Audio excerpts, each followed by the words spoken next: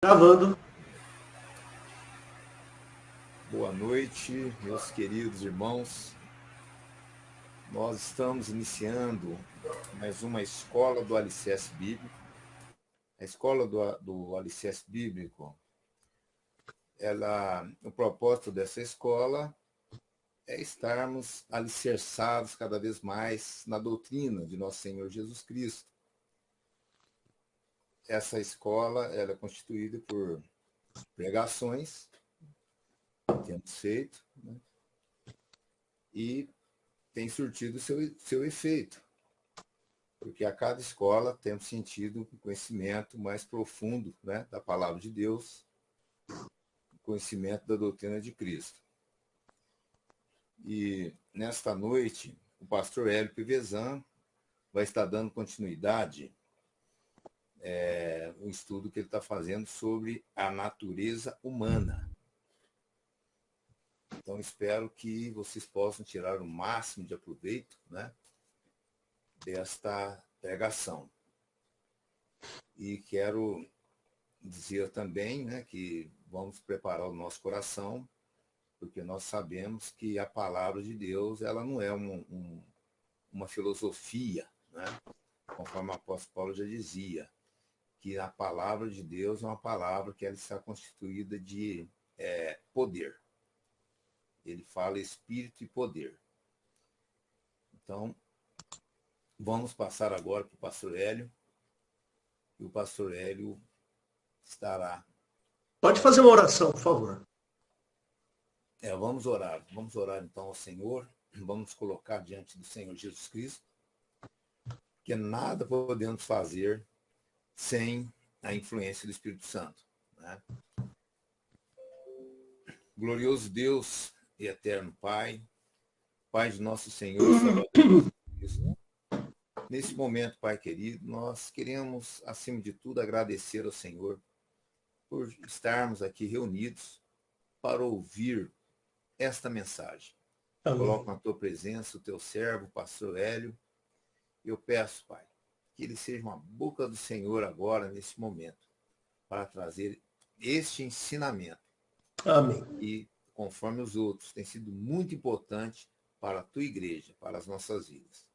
Nós fazemos esta oração em nome de nosso Senhor e Salvador Jesus Cristo. Amém. Amém. Amém. Muito bom. Então, você é nosso convidado. Se quiser conhecer um pouco sobre a nossa igreja, você entra lá no site www.igrejadeinterlagos.com.br. Lá você vai ter os nossos horários de culto e as gravações, além do nosso canal no YouTube e também nas redes sociais, no Facebook e no Instagram. Tá bom? Eu tenho feito aqui nessas últimas 5 semanas um estudo sobre a natureza humana. E eu tenho sempre começado esses estudos falando sobre a necessidade de nós conhecermos aquilo que o Senhor Jesus deixou para nós. Por quê? Porque existe muita influência cultural e aí às vezes a gente quer adaptar o cristianismo à nossa influência cultural, aquilo que nós recebemos por cultura. Por diversos meios, pode ser pela televisão, pelas religiões, muita coisa que existe por aí que acaba moldando a nossa forma de pensar. Então, a minha preocupação como pastor da igreja é justamente esclarecer e trazer às pessoas o entendimento do que é ser cristão, o que é cristianismo. Uma vez, eu já falei isso aqui algumas vezes, vou falar de novo por causa da gravação. Uma vez, um amigo meu, ele me questionou sobre o cristianismo. Eu falei assim, olha, porque ele misturava um pouco de cristianismo, um pouco de espiritismo e tudo mais. Eu falei assim, olha, para você ser muçulmano, você precisa conhecer o Corão e proceder, pensar como o Corão determina. E aí você se torna um muçulmano. Para você ser, por exemplo, um budista, Você precisa conhecer o budismo e pensar como um budista. Porque as religiões, elas determinam a sua maneira de pensar, as regras de pensamento. O cristianismo tem a sua maneira também. E a gente precisa pensar corretamente.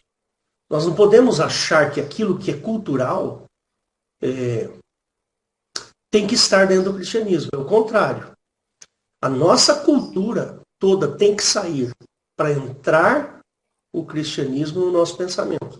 Então nós precisamos pensar como cristãos. Lembre-se, tem aquele versículo que fala: a fé vem pelo ouvir, e o ouvir da palavra de Deus. Então, quando nós ouvimos, nós formamos o nosso pensamento.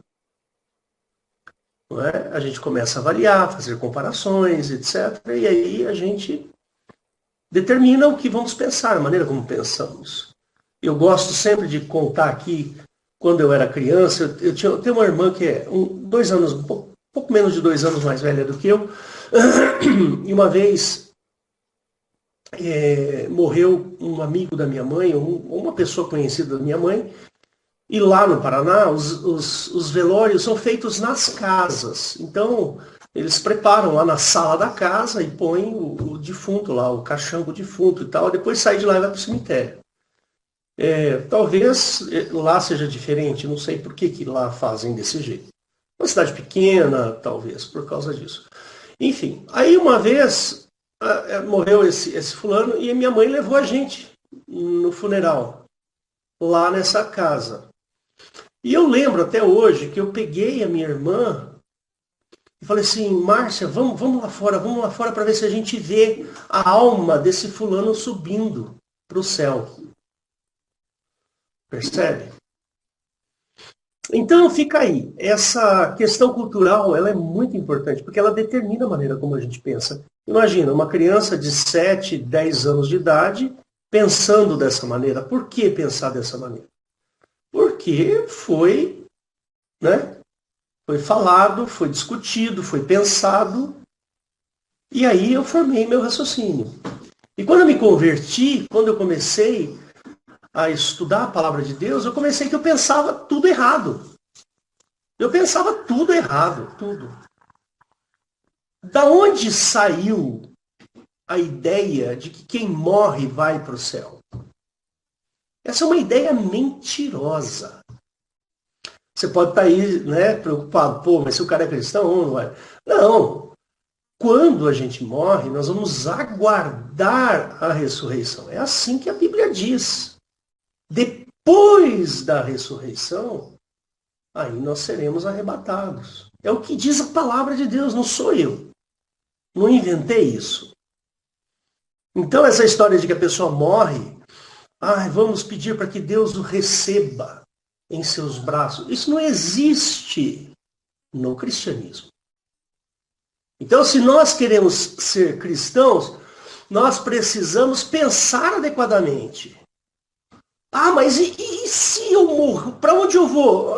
Meu filho, você vai ficar aguardando a ressurreição, como diz a palavra de Deus. Está lá em 1 Coríntios 15, está lá em 1 Tessalonicenses 4, em diversos lugares que fala. Em 1 Coríntios 11, em vários versículos que falam que a gente vai aguardar a ressurreição. Afinal de contas, Jesus morreu e ressuscitou para depois ir para o céu. E a Bíblia diz que nós vamos trilhar o mesmo caminho de Cristo. Ou seja, nós vamos ressuscitar para depois ir para o céu. Entendeu? Então vamos pensar direito, vamos pensar de maneira adequada, para a gente não ser pego em pensamentos errados e atitudes. O pior de tudo são as atitudes erradas.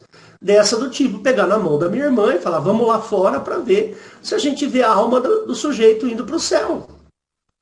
E tem um monte de outras coisas que os cristãos pensam errado. Nós precisamos tomar cuidado com isso.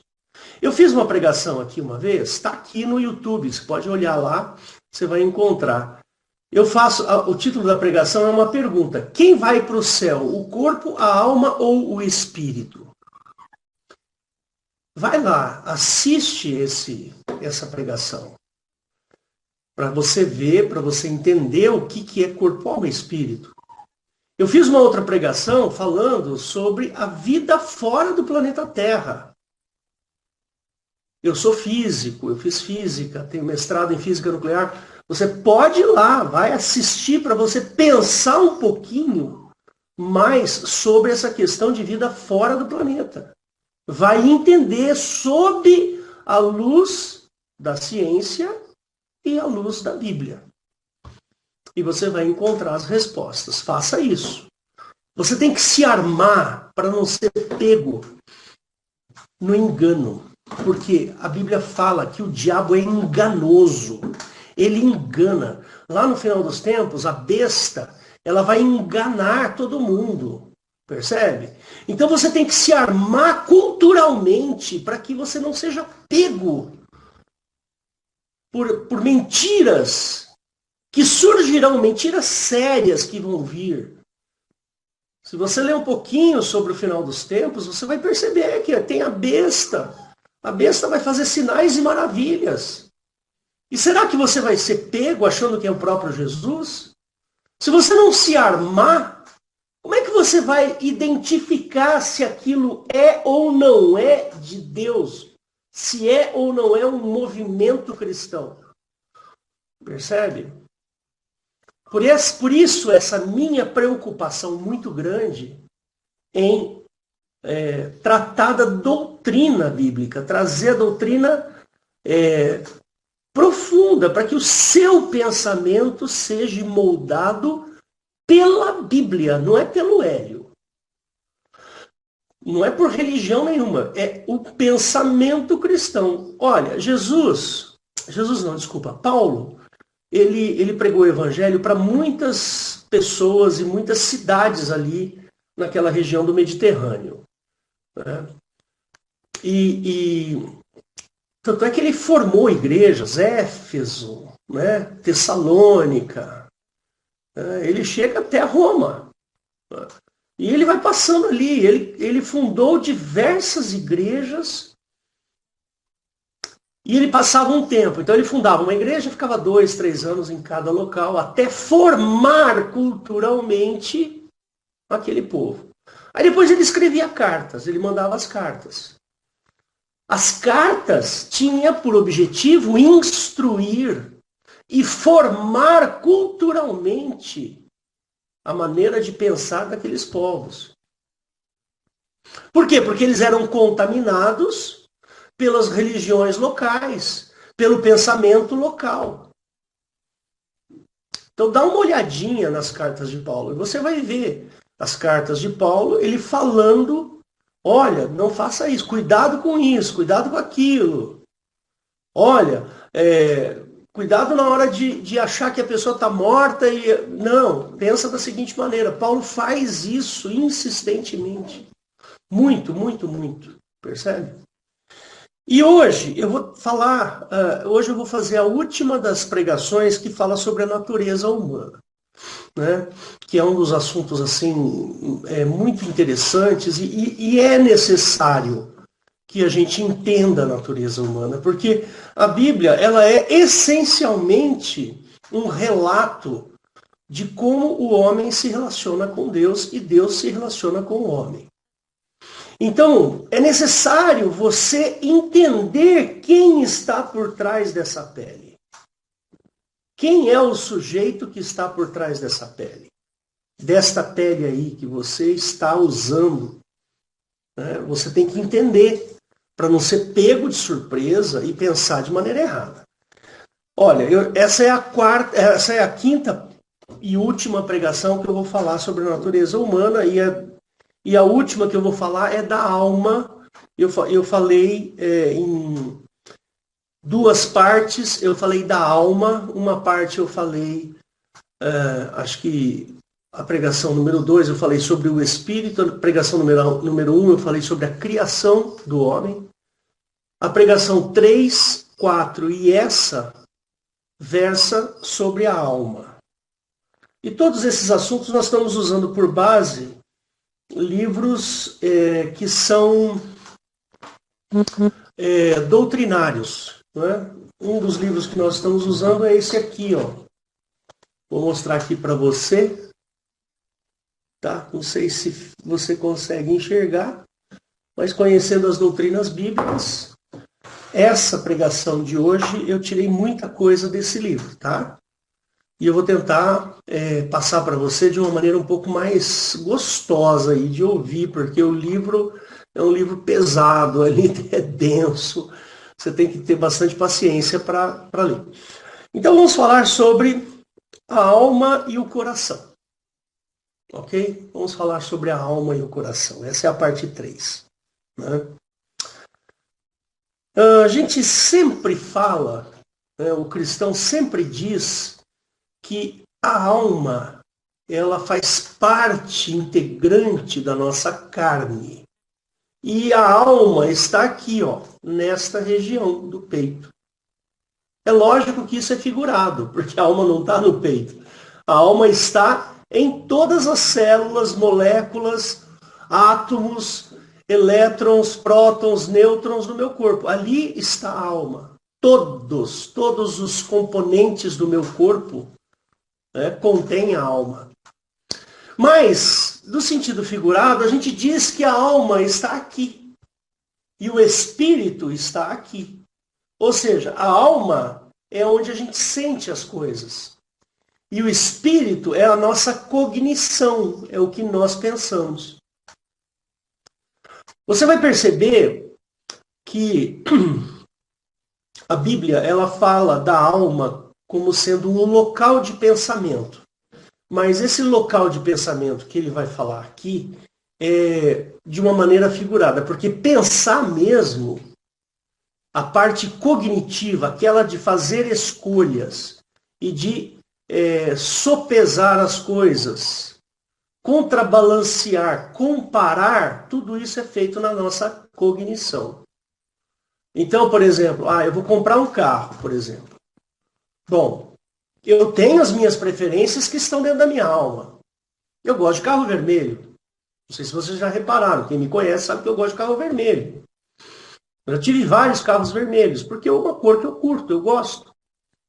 Mas quando eu vou buscar para comprar, eu vou comparar. Espera aí, esse carro está dentro das minhas possibilidades? Este carro está dentro das minhas preferências? Este carro vai atender a minha necessidade? Percebe?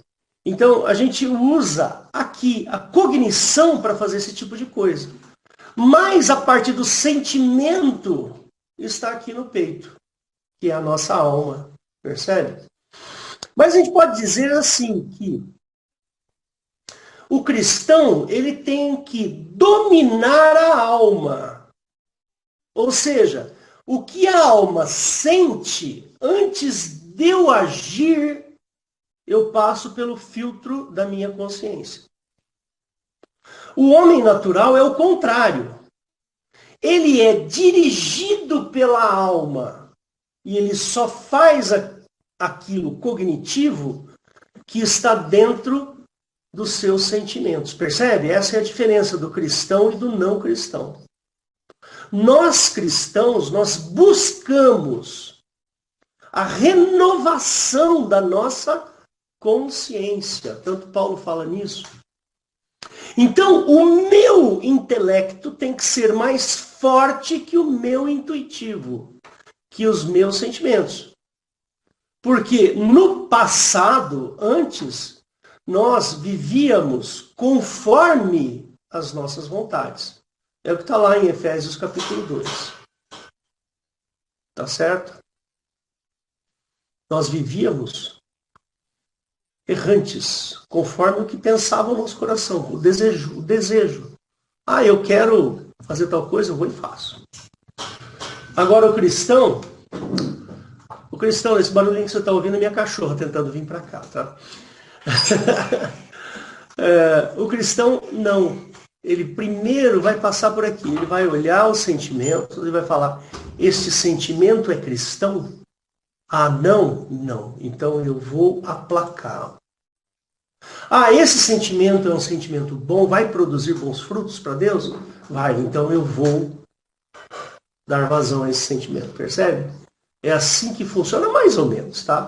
Tem umas questões aí um pouco mais profundas, claro, né? Mas eu estou falando aqui a grosso modo, né?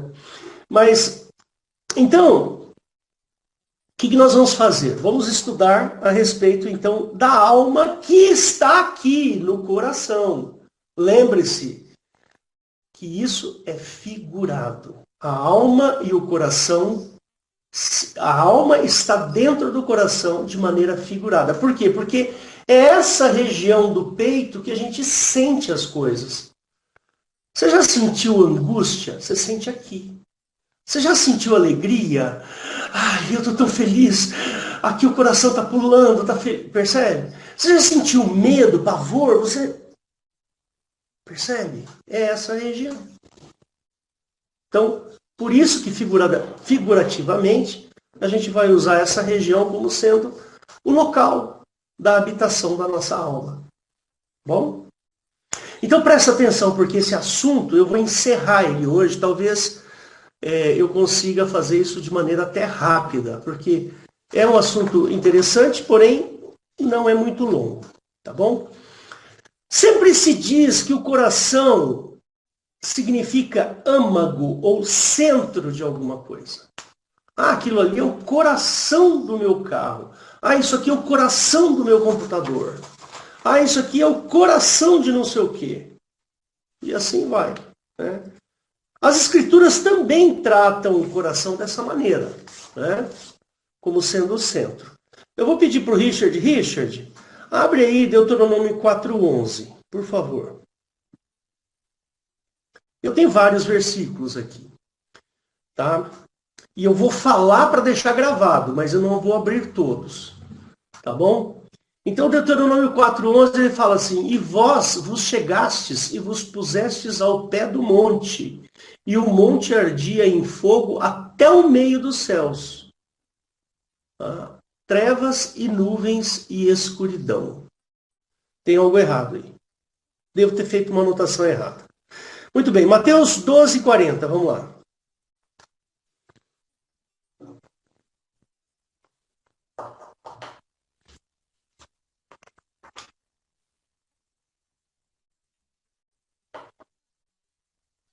Ele fala assim: Pois, como Jesus esteve 3 dias e 3 noites, um Jonas esteve 3 dias e 3 noites no ventre da baleia, assim estará o Filho do Homem 3 dias e 3 noites no seio da terra. No seio aqui é no coração da terra. É nesse sentido aí. E aí vocês depois procuram Êxodo 15:8, Salmo 46:2, Ezequiel 27:4 e Ezequiel 4:25.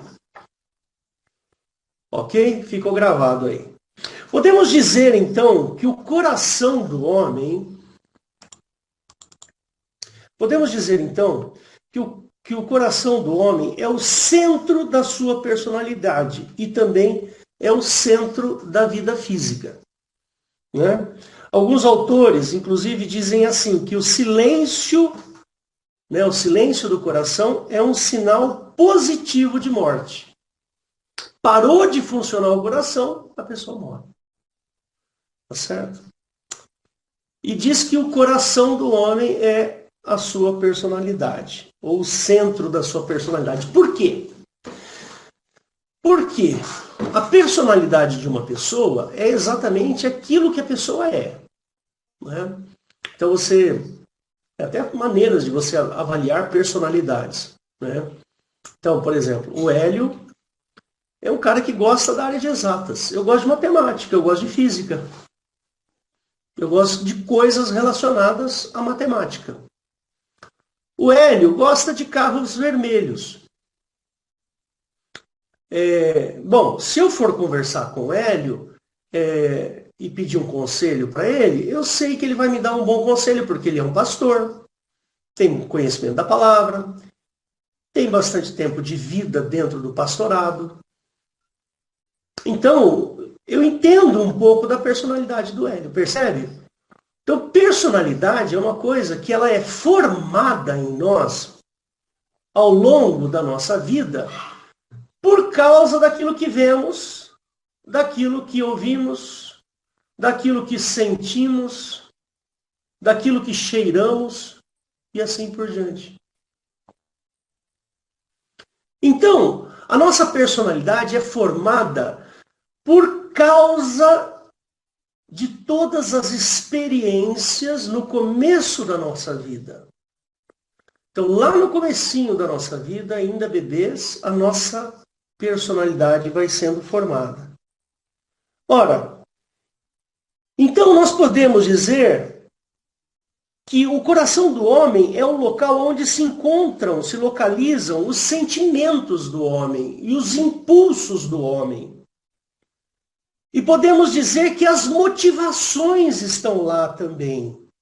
A gente poderia dizer que o coração é como se fosse uma casa de máquinas, que dá, vamos pensar assim de uma maneira figurada, energia para sobreviver, para viver.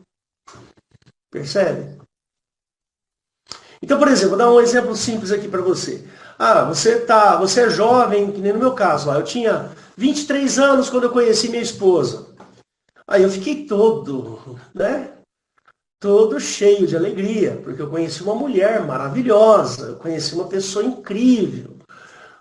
E assim foi até o dia que eu casei com ela. Então, os sentimentos que eu tinha de alegria, de impulsos e tudo mais, aquilo me impulsionou para eu casar com ela. Percebe? Então, a gente pode dizer que a alma, ela tem uma conexão profunda com o coração, ou com essa região, com os sentimentos. Percebe? O espírito não, eu já falei sobre o espírito. O espírito é aqui, ó, a cognição. Né? O cristão, ele aprende com a obra de Cristo que a nossa alma, os nossos sentimentos, têm que ser dominado pelo nosso espírito. E não o contrário. Então, a gente pode dizer que a nossa alma é exatamente tudo que nós sentimos. Tudo. Você sente raiva? É aqui no coração. Eu me furto a dizer que o amor não é um sentimento, mas é um movimento espiritual, um movimento cognitivo. O amor, ele não pode ser nivelado. Eu penso assim. Isso é uma posição minha pessoal. Eu entendo, para mim, que o amor não está na alma. O que está na alma é paixão, é desejo, mas amor está aqui. Porque Jesus nos ensinou isso. Ele falou que quando Jesus estava na cruz, olha só que situação. Né? Ele olhou para aquelas pessoas e falou assim, Deus, perdoa, eles não sabem o que fazem. Eles não sabem nada do que estão fazendo. Isso é amor, não é sentimento. Percebe? Jesus tinha amor pelo homem, não sentimento pelo homem. Não era daqui do coração. Se fosse daqui do coração, Jesus teria descido aquela cruz. Mas não, Jesus dominou tanto, mas tanto a sua alma, que ele subiu na cruz. Percebe? Porque a alma de Jesus estava subjugada ao seu espírito. Então, continuando. Eu dividi aqui em 3 partes, então eu vou falar 3 coisas sobre o coração. Tá bom? Então, a primeira delas é: o coração é o centro da vida. Tá bom? É o centro do desejo, da vontade, dos impulsos. Sentimentos como ódio, ira, paixão, motivação, alegria, fazem parte da alma. Então está lá na alma todos esses sentimentos. Sem todos os sentimentos que você possa imaginar. Vingança está na alma. Tá? Está lá em Salmos 105:3. Pode abrir, Richard.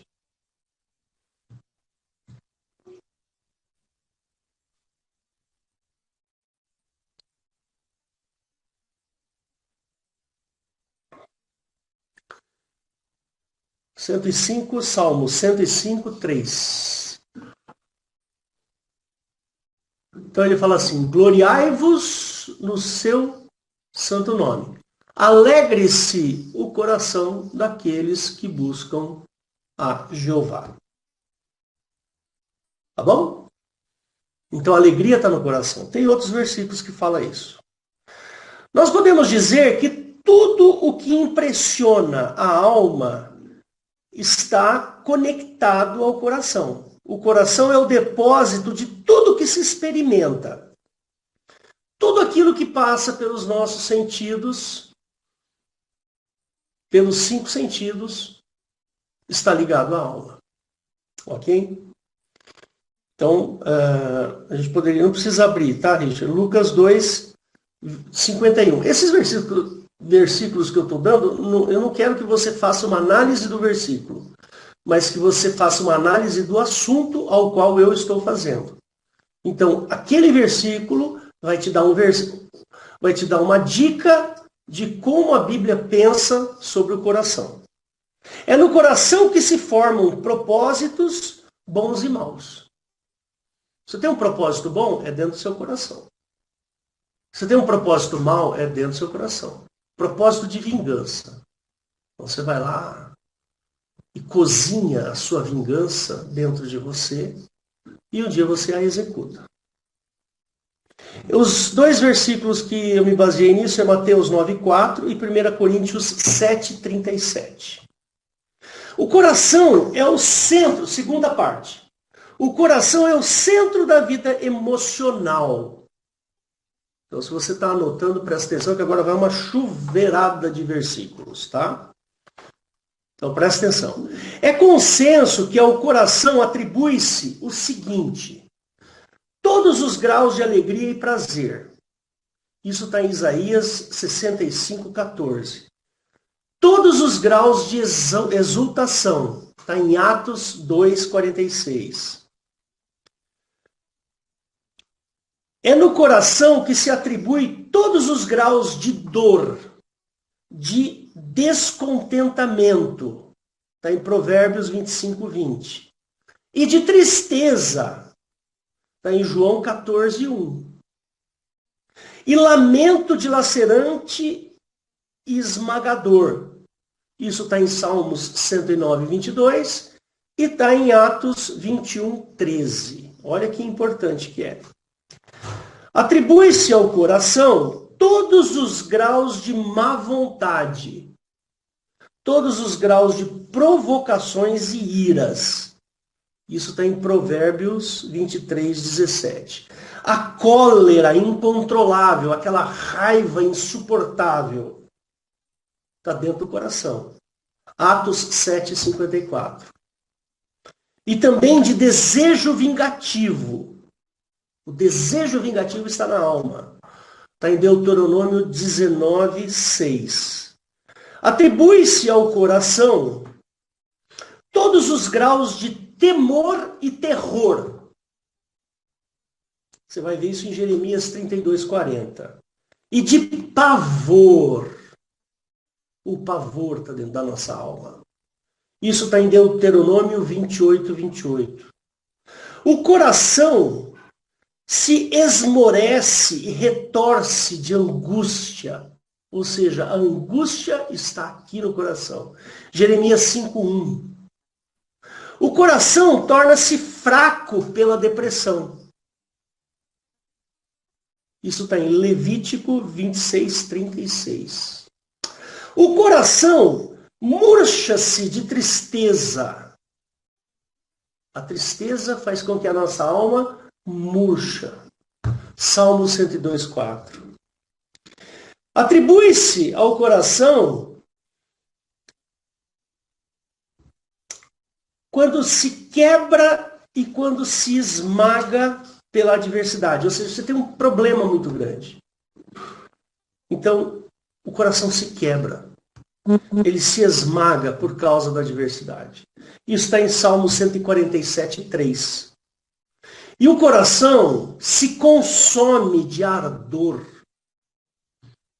Então, é no coração que você sente ardor da paixão, a loucura da paixão. Percebe? Em qualquer nível. A paixão por qualquer coisa. Tem gente que é apaixonado por automóveis. Tem gente que é apaixonado por aviões. Tem gente que percebe? E se consome. Outro dia eu estava vendo um programa no YouTube e o sujeito ele tinha uma paixão muito grande por bonecos. Então ele tinha centenas e centenas de bonecos. Isso se dá lá no coração. É como se fosse um vício.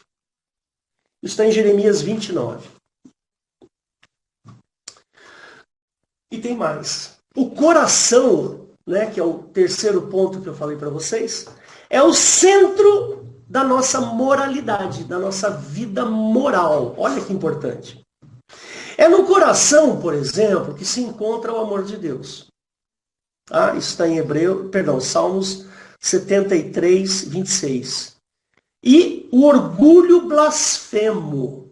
Ou seja, se você fala que está com um desprezo por Deus, uma coisa assim que, percebe? É lá no coração.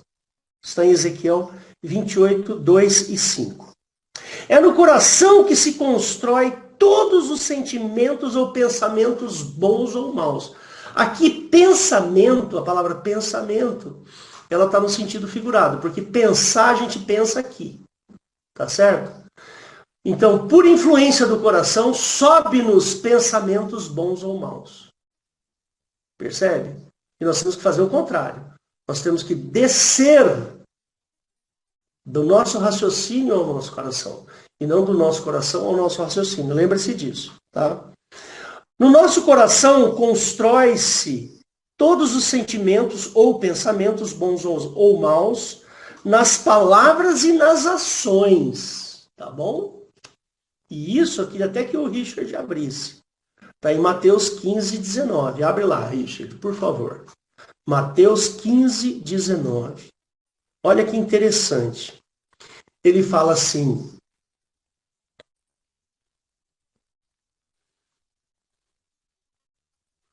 Ele diz assim: porque do coração procedem os maus pensamentos, mortes, adultérios, fornicações, furtos, falsos testemunhos e blasfêmias. Está aí.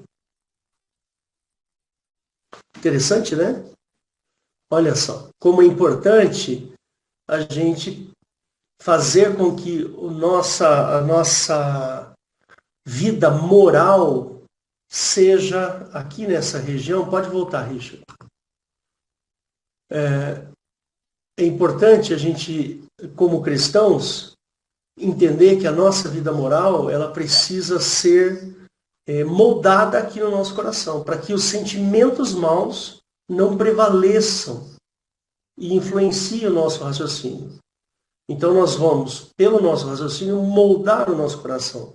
Porque Jesus falou que é lá no coração que procedem os pensamentos maus, né? Então, é onde se encontram os nossos impulsos e as cobiças. É lá no coração. Pode-se dizer que ela é a sede, o coração é sede de dois tesouros. Um tesouro bom e um tesouro mau. Né?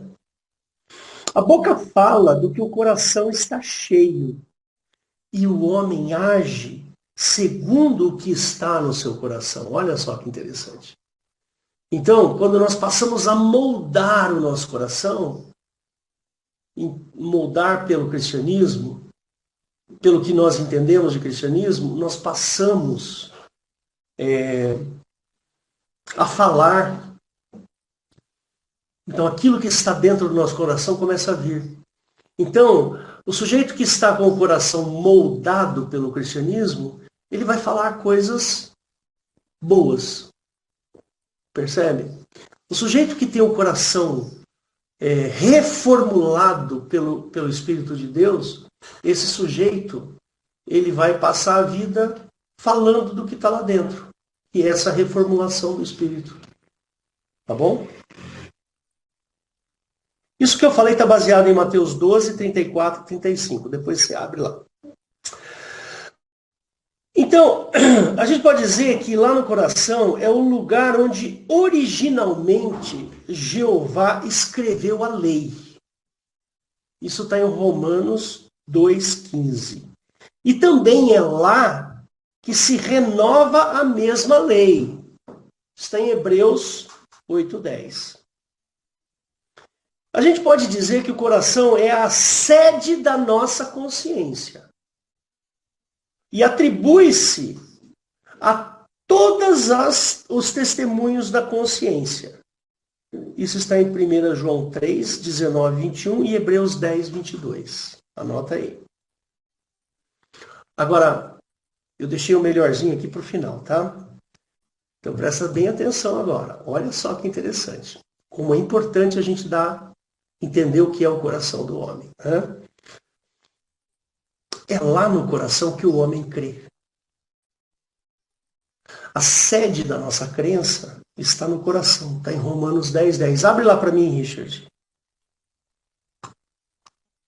Romanos 10, 10. Olha que interessante.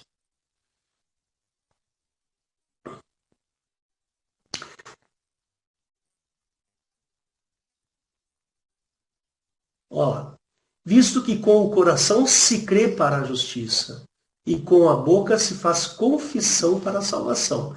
Esse versículo é maravilhoso. Então é no teu coração, o teu coração crê para a justiça. E é também o local onde a gente descrê. Abre para mim, Richard, Hebreus 3,12.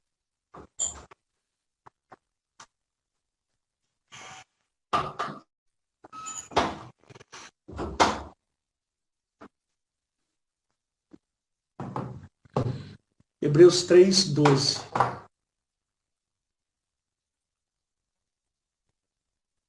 Então ele fala assim: vede, irmãos, que nunca haja em qualquer de vós um coração mau e infiel. Tá vendo aí, ó?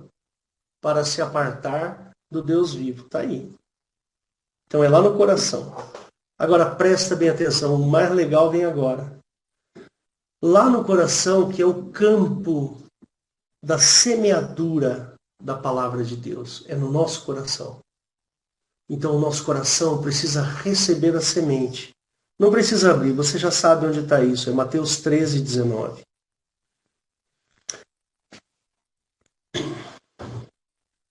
Segundo as suas decisões, as decisões do coração, pode estar sendo inspirado por Deus ou por Satanás. Então é lá no coração que ou Deus ou Satanás vai te influenciar. Se você permitir, é Deus. Se você não permitir Deus, com certeza é Satanás. Então, inspirado por Deus, um coração inspirado por Deus, 2 Coríntios 8, 16. E um coração inspirado por Satanás está em João 13, 2. Olha que gostoso. É o coração o lugar da morada de Cristo. Lembra quando Jesus fala lá, e se não me falha a memória, é João capítulo 14, que ele fala assim: aquele que faz as minhas, como é que é? Aquele que segue os meus mandamentos, eu e o Pai viremos nele e faremos nele morada. Em que lugar que ele vai fazer morada? No coração. Tá certo? Isso está em Efésios, a morada, né? Está em Efésios 3,17. É morada do Espírito Santo também. Está em 2 Coríntios 1, 22. E é um local onde repousa a paz de Deus. Colossenses 3,15. Né? O coração é o receptáculo. É o local onde nós recebemos o amor de Deus. Isso está em Romanos 5,5. E é um lugar aonde a aurora celestial habita. ou a luz celestial habita. Isso está em 2 Coríntios 4, 6. E a última coisa mais interessante é que é no coração o aposento particular seu, né, da comunhão secreta com Deus. É lá na sua alma que você faz os pactos com Deus. Isso está em Efésios 5,19. Percebe? A alma, ela é uma força poderosa do ser humano. Ela é muito poderosa. Ela é tão poderosa que ela pode te levar ou para o céu ou para o inferno.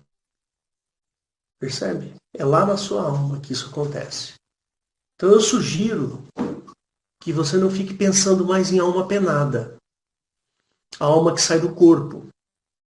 Eu sugiro que você pare de pensar que quando a pessoa morre, a alma vai para o céu.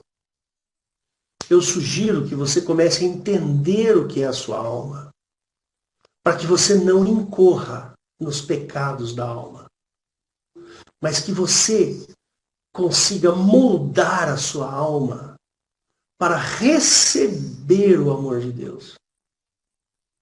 Então, se você quiser, eu posso te dar essas minhas anotações. Eu tirei muito desse livro que eu mostrei para vocês. Por quê? Por que estou dando tanta importância para a alma? Porque é lá que acontecem os problemas. Tá certo? E é lá na alma que está a solução. Então eu sugiro que você comece a buscar a Deus, a entender o que está dentro da sua pele. Quem é que habita dentro de você? O que é que acontece dentro de você? Olha como a alma ela é realmente um tesouro, mas ela pode ser um tesouro bom, que te leva para o céu, ou pode ser um tesouro infernal. Eu vou repetir aqui o que eu falei as duas últimas frases que eu falei na semana passada. Né? É lá na nossa alma que nós pecamos. É lá que reside a culpa. Sabe quando você comete um pecado e você se sente culpado? Está lá na sua alma essa culpa. Esse sentimento de traição, traí a Deus. Pequei. Fiz mal a Deus. Tem remédio para isso? Tem. A alma, ela é um elemento desorganizado, bagunçado. A nossa alma é uma bagunça. A nossa alma, ela é perigosíssima. Tem um versículo lá no Velho Testamento, não me lembro agora onde está escrito, né? Que diz, enganoso é o coração do homem.